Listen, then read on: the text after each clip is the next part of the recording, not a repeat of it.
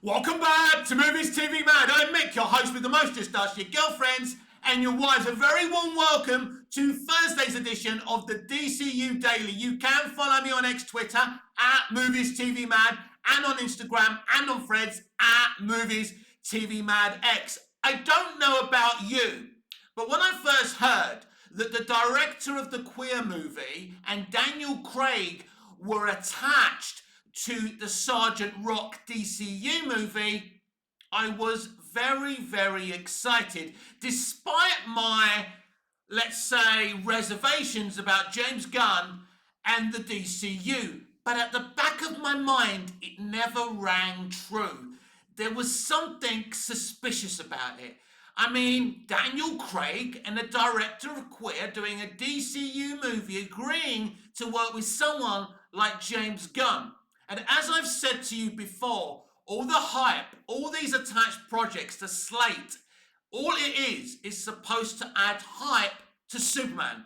It's meant to make us think, oh yes, better go and see that movie. Something big is happening, right? I mean, I would have watched any DC movie with Daniel Craig and the director of Queer attached. Like a Batman movie, imagine Daniel Craig as an older Batman.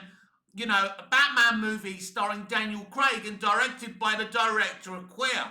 So I would have watched anything with these two guys attached.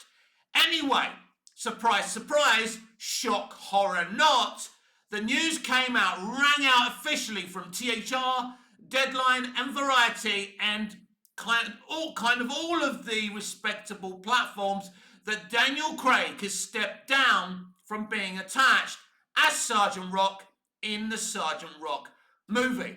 But I'm going to give you some tea with your sandwich right now. It is my belief, and I don't know this for a fact, but it's my theory that Daniel Craig was never attached to this movie. But I'm going to give you an extra sandwich to have while you're slurping that tea. Please don't munch your chops. It's very, very annoying.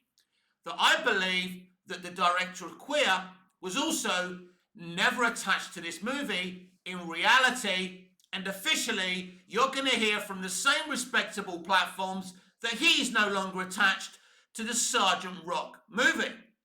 What's interesting about all of this, I never heard a response or a reaction from James Gunn on his social media about Sergeant Rock, about Daniel Craig and the director of Queer. It all came from non-official sources, like Deadline, like Variety, like THR, and Jeff Snyder, all of those people. But I never heard much from James Gunn. And you know what this actually reminds me of? When the unfounded rumors came out that Tom Cruise met with David Zaslav and said that he loved the Flash movie. Yeah, loved the Flash movie, and that's how movies should be. Tom Cruise never said that publicly. Surprise, surprise. Several months later, we found out that Tom Cruise was negotiating with WBD and Zaslav Warner Brothers Discovery to make some movies with them. So it came to no surprise that they probably said, hey, Tom, can we add a quote? Can we just say that you like the movie, even though you've never seen it? And, they were trying to negotiate a deal. And Tom probably went, all right then, but I'm never going to make an official statement on those terms. That was always my theory. Now, I always believed that Tom Cruise liking the Flash movie was a blatant lie, but I thought it was a blag from Zaslav. But maybe this wasn't from David Zaslav. Maybe this isn't a David Zaslav plan. Maybe this was all James Gunn's idea. James Gunn was the same guy who went on Michael Rosenbaum's podcast, a man I absolutely adore, by the way, as Lex Luthor. Love the fact he's doing podcasts and he's successful, and him and Tom and the rest of the Smallville cast are doing, all these big events for Smallville fans.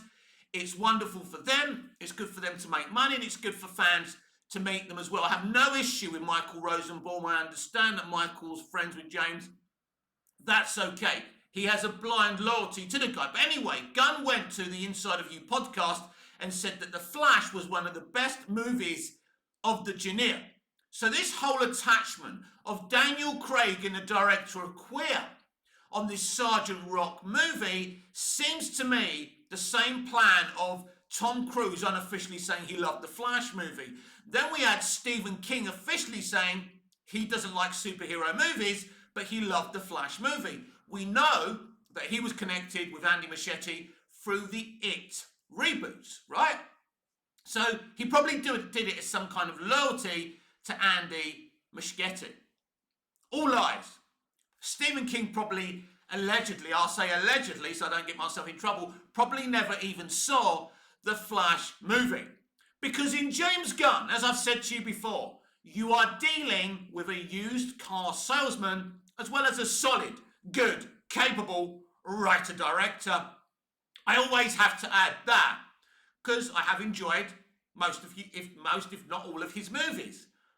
But we know he's a one-trick pony. But the quality of his movies are not in question here today. The question is, was Daniel Craig and the director of Queer ever attached to this Sergeant Rock movie? Now, the official line from Variety and Deadline and THR is that Daniel Craig has scheduling conflicts and that's why he's dropped out of Sergeant Rock. Anyone who believes that when they lose their next tooth will be putting their tooth under the pillow and expecting the tooth fairy to leave them $1, £1, 50 cents, or whatever it is these days. We'll be leaving cookies out for Santa Claus, right? I genuinely believe that Craig and the director of Queer were never attached to the Sergeant Rock movie. Now, apparently, if we just got to make the assumption, if we believe the lie, that the director of Queer is still attached to this movie. And the name that's being bandied about to replace Daniel Craig, is it Jeremy Allen White? Is that his name? Who's actually got connections with HBO and WB. Don't be surprised if we go from Sergeant Rock being a cinematic movie to being a streaming show on HBO Max, on Max in the end, right? I've never heard of Sergeant Rock. I haven't seen Creature Commandos. I think Sergeant Rock kind of cameoed in that animated series, or he was at least mentioned. I can't remember what people were saying. But I was excited about Craig and the director of Queer being attached to a DC movie as a DC fan. But as I said earlier, on the back of my mind, it never rang true to me. And if you're all being honest with yourselves, it never rang true to you. This, in James Gunn and David Zaslav, DC Studios and WBD, you are dealing with a very, very desperate company on the verge of bankruptcy. Make no mistake about that. And they're desperate for this Superman film to be successful. Now, in days gone by, 30, 40 years ago, if they wanted a film to be successful, they'd just put everything into a movie and make it successful. The Salkinds and Dick Donner, even though they didn't get on in the end, nearly broke themselves, both financially and physically, in Donner's kind of, from Donner's point of view and perspective, nearly broke themselves to make a Superman movie to be released in 1978. They did the impossible, despite them firing him, despite everything that, Dick went through. They gave us an amazing movie, a movie that had technology and visual effects that we'd never seen before. Now, there was a lot of great stuff in Star Wars 77, but to make a person fly in the real world was no mean feat. And even today, that flying is the best way we've seen Superman fly ever. Talk to the wall, cry to the wall, don't compare physical effects, right? And the way they made Superman fly in 78 with what Snyder did. Snyder had all the bells and whistles that CGI could give him. Well, Dick Donner didn't have that. All he could do was attach the best VFX people back then, and they did it. But they broke themselves to make that movie. And that is how you become successful. That's how you sell tickets. That's how you create beloved situations. We are sitting here thinking about the best memories of Hollywood. And it's not from 2016, it's not from 2017, it's not Guardians of the Galaxy, it's The Wizard of Oz, it's Gone with the Wind, it's Superman 78, it's Star Wars 77. George Lucas invented Star Wars. George Lucas invented the character of Indiana Jones. He invented phrases like, "May the Force be with you." There is no originality today. And when you don't have an original bone in your body and all you're doing is adaptation, reboots and sequels, you have to become a used car salesman. If you're not capable of doing what Donna did with a Superman movie, you start to create a blag. You start to create the big con.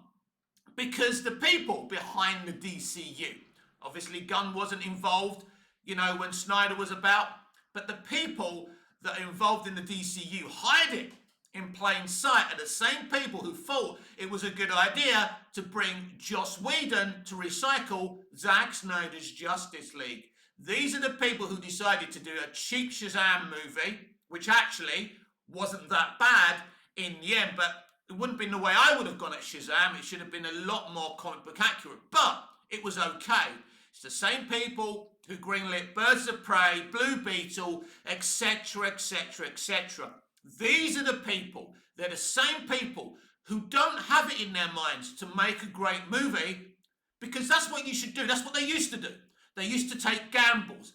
They had an idea for a movie and they thought, right, it may succeed, it may fail, but it was about daring do. It was about taking risks. There's no risks anymore. Let's launch the DCU with a Superman movie. That's what David Zaslav wanted. Let's tell people that Warner Brothers is going back to Superman 78, to kind of creating an artistic integrity. But this isn't what the DCU is. The DCU is the biggest con. It's an illusion of an exciting new franchise, but in reality, it's a big con job like attaching, the queer director and Daniel Craig to Sergeant Rock when they're actually not really attached. And it's really quite clever if you think about it. James Gunn doesn't really say much. I can't remember him saying it's a great honour to be working with Daniel Craig and the director of Queer. Now, if he's quoted somewhere in saying that, please show me on my ex-Twitter at Movies TV Man. No DMs, just tag me. Tag me some reactions, please. And I apologise officially to James here on my channel, right? This video also goes out on Instagram, Movies TV Man X, as well, after I've uploaded it on YouTube, of course. So, at the end of the day, here is the thing. As excited as I was about the director of Queer and Daniel Craig being involved and being attached to a DC movie, because I know nothing about Sergeant Rock, I was just excited. But at the back of my mind, I never believed it. It never rang true. And I know a lot of you who watch my videos who have spoken to me, it didn't ring true for you. Well, Mick, why didn't you say something before the news came out? Because there was no reason to. I had suspicions, but I was asking people within the biz, but people really didn't want to talk. They would neither confirm or deny. But it's really quite clever. James Gunn says very little about this breaking news about the director of Queer and Daniel Craig being attached to Sergeant Rock, but the official trades are spreading it about. Who do you believe? James Gunn was keeping mum, but the trades had said everything. So I believe that this was the same lie as the Flash movie was great by Tom Cruise, by Stephen King saying the Flash movie was great, and James Gunn lying about the Flash movie. Because you're dealing, and it saddens me that an industry I idolised, an industry that my father was a very big part of, moving us to Hollywood, California, because he had a job for a couple of years at a big studio in Hollywood. I used to idolise this industry. Directors, writers, actors, producers used to be gods to my younger self. It saddens me that the industry, instead of making great stuff, making great original stuff, and now they're just con artists. And it's really, really sad to me, everyone. But I don't believe that the director of Queer and Daniel Craig were ever attached to Sergeant Rock. What do you think?